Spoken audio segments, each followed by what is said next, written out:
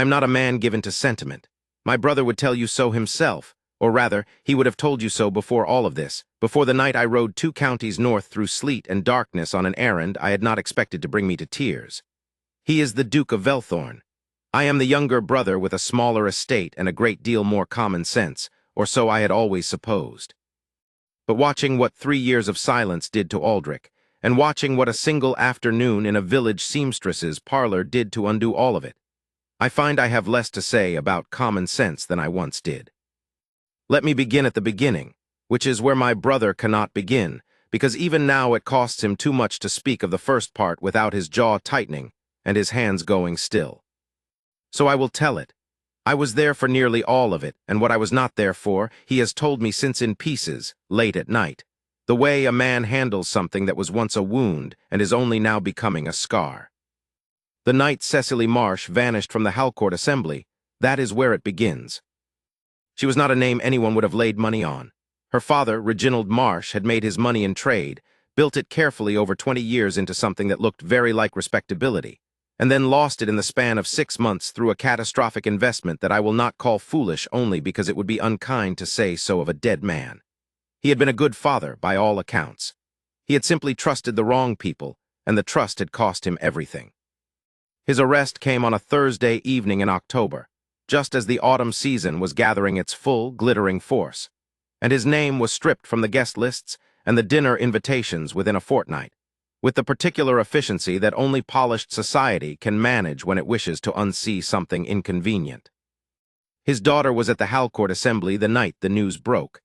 I know this because my brother was also there, and I was standing not 6 feet from him when he first saw her. Aldrich is not the sort of man who looks twice at a room. He stands in whatever room he enters as though he has reviewed it and found it adequate, and he crosses it on his own business. He is the most feared duke in 3 counties, not because he is cruel, though people who do not know him assume so, but because he is absolutely without the desire to impress anyone, and men and women who live by impression find that baffling and therefore threatening. I have loved him all my life, and even I find him difficult to read. But that evening, when the doors opened and Cecily Marsh came in, the last arrival, slightly breathless, in a gray gown that was nothing remarkable amid all the silk and brocade, I watched my brother's eyes find her, and I watched them stay. I had never seen that before, not in 34 years of watching him. She was plain by the Assembly's reckoning. Not in the way that is sometimes meant unkindly and is actually code for something else, truly plain. In the way that means her features did not follow the fashion. Her complexion was more honest than rose and cream, and she wore no jewels beyond a small pearl her mother had left her. She had quiet eyes, the color of rain on slate, and she moved through the room with a carefulness that I recognized much later as the movement of someone who knows she is not fully welcome, but has decided to come in anyway with dignity, because the alternative is absence, and she refuses absence. Aldrich watched her for an hour before he crossed the room. I know what I saw. I will not dress it up in anything other than what it was. A man of 38, who had dismissed every eligible woman in England over the course of a decade, watching a plain debtor's daughter in a gray gown as though she were the first clear sentence he had encountered in a book he had been struggling through for years. He had almost reached her when the whisper arrived. I did not hear it first. It moved through the room the way cold air moves through a badly sealed window, subtle and then suddenly everywhere. Marsh, the Marsh girl, her father, have you heard? They are saying he is ruined, arrested. The investments, yes, all of it, everything. I watched Cecily Marsh hear it. I watched her face stay perfectly still, which is the hardest thing a face can do. She set her glass down on the nearest tray with the precision of someone who does not trust their hands, and she curtsied to the woman beside her, and she walked to the door, and she was gone. My brother stopped walking 3 feet from where she had been standing. He stood there for a moment that I can only describe as a man understanding that he has just missed something that will matter for a very long time. Then he turned, and his face had closed entirely, which was the thing his face did when he was protecting something, and I did not press him because I am, as I said, a man of some sense. I looked for her the following week. He asked me to in 2 sentences, as though it were a minor administrative matter. She was gone, the house was let, the servants had scattered. The solicitors would not speak of a forwarding direction. Her father was in the Marshalsea, and the daughter had simply ceased to be findable. What happened over the following 3 years is partly my testimony and partly Aldrich's, and I will try to keep them separate so you understand that what I witnessed was not exaggeration, and what he has confessed to me since was not sentiment manufactured in retrospect. Memory is a faithful servant when the thing it is keeping is one that mattered, and for Aldrich this had mattered from the first evening, which is perhaps the strangest and truest thing I know about my brother. He searched, that is the plain word for it, and it does not carry enough weight, so let me be more precise. He made inquiries through 2 solicitors. He corresponded with a network of agents in the counties west of London where he had reason to believe her father's family had distant connections. He made 3 separate journeys, each announced as business, each returning him home quieter than he had left. He asked me twice in those stripped-down sentences of his whether I had heard anything, seen anything, caught any mention of a name. Each time I told him no, and each time I watched him absorb that the way a man absorbs news he already expected, but had allowed himself, briefly, to hope against. He did not speak of her to anyone but me. That was pride partly, and I understood it.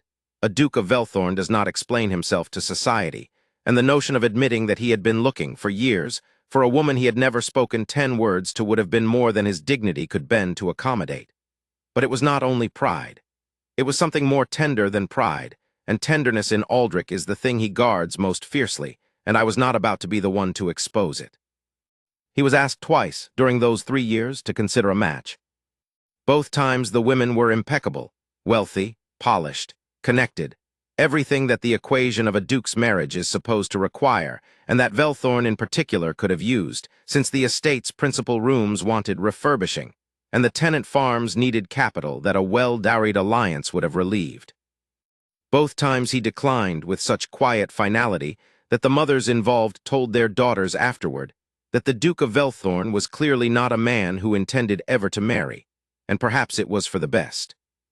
I dined with him in the second winter, and we sat for a long time after supper over a decanter that we both pretended we were making progress with, and I asked him, as carefully as I could manage, whether he did not think the search had perhaps run its natural course. He looked at me across the table with the particular expression that means he is deciding how much to say, and then he said, "No," and poured another glass, and that was the end of that conversation. I knew what it was for. I found her in February of the 3rd year. I was not even looking that particular week. I was in the village of Eshford on a matter of estate business, and I had stopped at the linen draper's for a mundane domestic reason, and the woman behind the worktable looked up, and I stood for a moment in the doorway of a small, cold shop in a market village in the middle of nowhere, and I said, almost involuntarily, "Miss Marsh." She had changed, not in the way that meant diminished. She was still upright, still that careful precision in how she moved, still the quiet eyes. But there was something in her that had settled, the way iron settles when it has been tested and found to hold. She was thinner, and her hands showed the work, and she wore a plain dark dress with no pearl, and she looked at me for a moment without recognition and then with it, and something moved across her face that was too complex to name, relief and fear, and something that she locked away almost immediately, efficiently, the way she had locked away everything else. "Mr. Beaumont," she said, not a question, a simple acknowledgement. "Miss Marsh," I said again, and then I found I did not know what to say next because I had not prepared for this, and I am better with preparation. She sold me the linen I did not need. She was correct and composed and gave absolutely nothing away, and she answered my questions about thread counts and weave width with the same gentle precision she would have given any customer, and she wrapped my purchase in brown paper and tied it with string, and she thanked me for my custom, and if her hands were not entirely steady while she made the knot, I chose not to notice it visibly, because it would not have helped either of us. I bought the linen and walked out into the cold street, and stood there for approximately 2 minutes before I got back on my horse, and rode to the nearest posting inn and wrote my brother a letter that was, for me, unusually emotional. Aldrich arrived in Eshford 11 days later. I know because I was watching from the window of the inn when he rode in. I had not told her he was coming. I had not been sure how to tell her, and I had been afraid that if I told her, she would leave again, and I could not have borne to be the instrument of that for both their sakes. In the 11 days between my letter and his arrival, I had contrived to be a regular customer of the linen drapers on various pretexts. I needed muslin for reasons I invented on the spot. And then I needed a particular weight of interfacing. And then I needed advice on the suitability of a certain gray wool for a greatcoat, which was a question I could have answered myself had I been paying the slightest attention, and I had learned a little of her life in the process. Not by pressing, but by the ordinary conversation of a quiet shop and a not unfriendly customer on a slow afternoon. Her father had died in the Marshalsea the previous winter. She did not speak of it without control, but the control itself told me enough. She had been supporting herself by sewing since she left London, first in one village, then another, moving quietly, staying ahead of any story that might follow her, unwilling to be the fallen merchant's daughter in any room that might know it. She was good at her work. The linen draper, Mrs. Foss, thought well of her and gave her steady employment and a room above the shop, and Miss Marsh had apparently decided that this was enough, and that enough was what she had a right to. I think she had decided she did not have the right to more. I think she had made herself believe it, which is the most dangerous kind of belief because it requires no argument to maintain. It simply sits inside a person like a fact. On the morning of Aldrich's arrival, I was in the shop. I had invented another errand. I was examining a bolt of dark blue wool with rather more attention than it required when the door opened, and the cold air came in, and Miss Marsh, who had her back to the door, said, "I'll be with you directly," in the professional tone she used for customers, and then she turned around. I have been present at several significant moments in my life. I was at my father's deathbed. I was at my brother's investiture. I was at the birth of my own eldest son. I will put this moment in that company without apology. She went absolutely still. Not the stillness of shock, the stillness of a woman who has prepared herself, over a long time, to feel nothing of a particular kind, and has just discovered that the preparation has entirely failed. Aldrich stood in the doorway of a village linen draper's in his riding coat with the mud of 2 days' journey still on his boots, and the cold came in around him, and the bell above the door was still ringing faintly, and he looked at her. He did not announce himself. He did not clear his throat or shift his weight. He simply looked at her, in the way that he has always looked at things that matter to him, completely and without the performance of looking. And he said nothing at all for a moment that lasted considerably longer than was comfortable. Then he said, "You are very difficult to find, Miss Marsh." His voice was the voice I knew, quiet, controlled, the voice that made solicitors nervous and servants attentive, the voice that did not ask for silence but received it. But there was something underneath it that I had not heard there before, or had heard only once or twice in the whole of our shared lives. Something that had been kept in a locked place for 3 years and was now at the door of that place and pressing, and I thought, as I stood very still behind my bolt of interfacing fabric, that this was the most honest thing I had ever heard from my brother, and he had not yet said anything at all. She said, "Your Grace." Her voice was steady, and it cost her to make it so. I could see that from where I was standing, and I felt acutely that I was one person too many in the room. I did not leave, because I did not think it was the moment to draw attention to my exit. I found something to study on the shelf to my left, and attempted to be architecturally invisible. "I have been looking for you," Aldrich said, "for nearly 3 years." He said it the way he said everything, as a plain statement of fact with no decoration, because decoration was not something he did. But plain statements of fact, when the fact is that kind of fact, are more devastating than anything dressed up could be. She said, "I am sorry to have caused difficulty." It was the right answer if she had been addressing a creditor. It was the wrong answer for what he had just said, and she knew it, and the knowing of it showed in the slight whitening around her mouth. "You have not caused difficulty," he said. "You have caused me considerable pain. Those are different things." I had known my brother for 36 years. I had never heard him say the word pain in reference to himself. I do not think he had ever said it. She looked at him. The composure was still there, but it was no longer quite holding at all the edges, and I watched her make the decision not to let that be visible, and I watched her fail at the decision, and I thought, good. It is time. "Why?" she said, and it was barely a word, barely a sound, and it was the first honest thing she had said since he walked in. "Because," he said, with the patience of a man who has had 3 years to work out how he would say this, "the evening your father's name was spoken in that assembly room, I was walking across the floor to you. I had been watching you for an hour. I had decided several things, and they were all decided, and then you were gone." He paused. He was not a man who paused. He was a man who said the thing or said nothing, and the pause was its own kind of statement. "I should have found you faster," he said. "I am sorry that I did not." Miss Marsh had been holding a small pair of dressmaker's scissors that she had been working with when the door opened. I noticed now that she had set them down on the work table without any sound, which suggested that the steadiness she was presenting with her hands was costing her everything she had. "You should not have looked," she said, and there was a quality in it that I recognized as the voice of a woman who has told herself something so many times it has become law. "I am the circumstances, your position, your family's position. What could possibly have been the purpose of?" "I was not interested in purpose," Aldrich said. "I was interested in finding you." She was silent. "I am interested," he said, with that quietness that was not the quietness of a man holding back, but of a man who has already decided and is simply speaking the decision, "in whether you will allow me to know you. At whatever pace you require, at whatever distance you require. I am not asking for more than the opportunity, Miss Marsh. I am asking whether the door is open or closed." I had moved during this to the furthest corner of the shop, behind a substantial display of interfacing fabric, and I was doing my absolute best to be elsewhere without actually being elsewhere. Mrs. Foss had vanished into the back room at some point that I could not precisely identify, which suggested she was either very discreet or had heard voices of that particular timbre before and knew when to disappear. Miss Marsh looked at him for a long time. Outside, the February wind was at the window, and the shop was cold, and the light was the low gray light of the north in winter, and none of it mattered because what was happening in the room was its own kind of warmth. "Father is dead," she said, and her voice changed on that sentence in a way that told me she had not yet said it to many people and it still had the weight of recent grief in it. "I have no dowry and no connections and no family name worth the paper it is written on.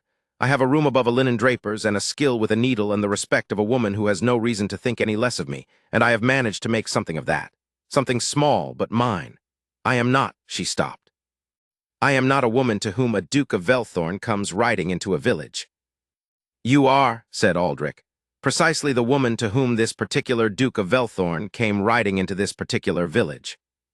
She made a sound then that was not quite a laugh and not quite something else, and she pressed the back of her hand briefly to her mouth, and then she lowered it, and she looked at him with the full force of those rain-gray eyes, and she said, "You are very strange, Your Grace." "I have been told so," he said, and I heard in his voice, for the first time in 3 years, the thing I had been waiting to hear. Not lightness, exactly. Aldrich was not a man built for lightness. But the release of something that had been held too tightly for too long, the faintest easing of a thing that had been under pressure, and it was the closest he came to what another man might have called joy. He stayed in Ashford for 4 days. I will not tell you every hour of those 4 days because they belonged to them, and because I was not present for most of it, and because some things deserve the privacy of not being witnessed. What I can tell you is what I saw and what was later told to me. He came to the shop each morning, at a time that was early enough to suggest he had not slept as long as he might have, and late enough not to alarm Mrs. Foss unduly. He walked with her in the afternoons, along the lane behind the market square, and then along the path that followed the Esh north toward the old mill, in the cold that neither of them seemed to notice particularly. Mrs. Foss told me, with the air of a woman who has seen a number of things in her life but not quite this, that the Duke was very polite and gave her no trouble, and that she had never had a Duke in her shop before and was not entirely sure of the protocol. And I told her there was no protocol that she was failing to observe, which seemed to satisfy her. He learned over 4 days what 3 years of a life look like when they have been built entirely from one's own effort. The sequence of villages, the sequence of rooms taken and left as circumstances required, the systematic building of something small and honest in the absence of everything that had been large and borrowed. He learned the winter she had spent in a house where the roof was bad, and she had sewn by the light of one candle to save the others, and the spring she had finished a gown for a farmer's wife that had taken 3 weeks and had given her sufficient savings for a month's peace. He learned the names of the women who had been kind to her and the names of the ones who had not, and he listened the way he did everything, with complete attention and very few words, the questions precise, the silences long enough to be answers in themselves. She learned, over the same 4 days, what 3 years of searching looked like from the inside of the search. He did not tell her about the agents or the solicitors directly. I had told her something of it, without his knowing I had, because I felt she deserved to know the weight of what had been extended toward her before she decided about the door. And when she raised it with him, gently, he confirmed it with the matter-of-fact brevity that was his way, as though it were the obvious thing and not the extraordinary thing. As though spending 3 years searching the countryside for a woman he had never spoken to was simply what a reasonable man did when he knew something mattered. "You could have stopped," she said to him. This was on the 3rd day, he told me afterward. "I did not want to stop," he said. She was quiet for a moment. "Were you certain?" she said.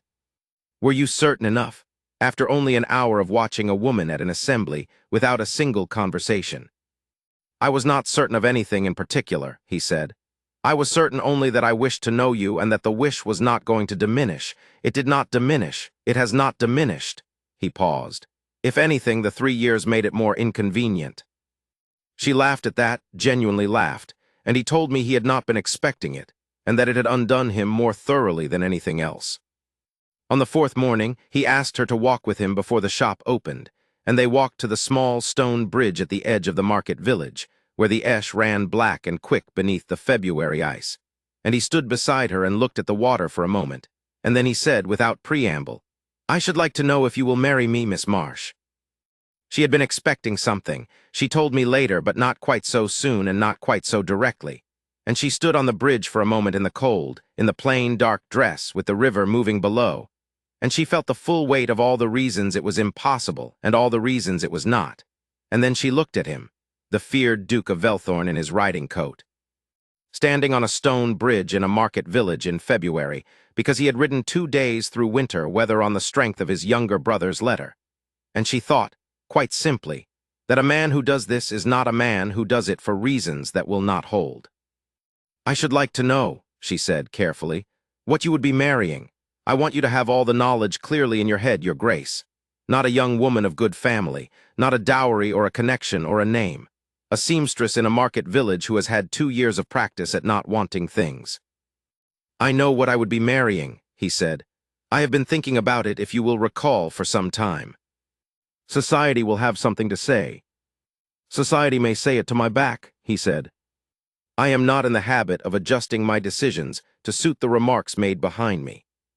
She looked at him again, and he looked at her, and the river ran beneath the bridge, and the cold pressed in from all sides, and Miss Cecily Marsh, debtor's daughter, seamstress of Eshford, a woman who had spent 2 years building a small and honest life out of the ruins of a larger dishonest one, and who had decided that enough was all she had a right to, she said, very quietly. "Yes."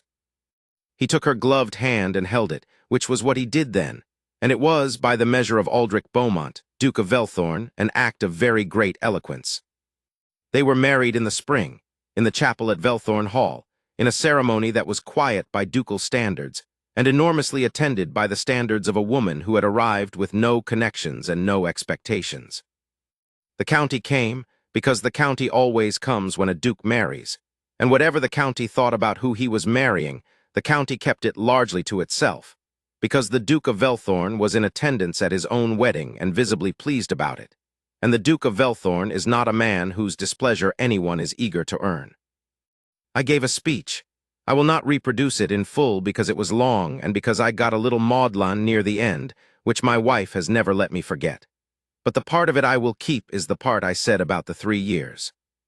I said that there are men who love with the kind of love that flourishes when things are easy and polished and going well, and who have nothing left when the conditions change.